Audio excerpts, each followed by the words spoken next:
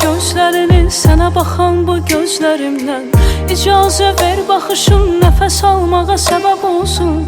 Qələmin məndən yazsın yaşayım sözlərində.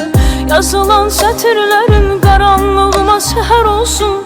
Bəlkə də belə bilmirsən səni necə sevdiyimi.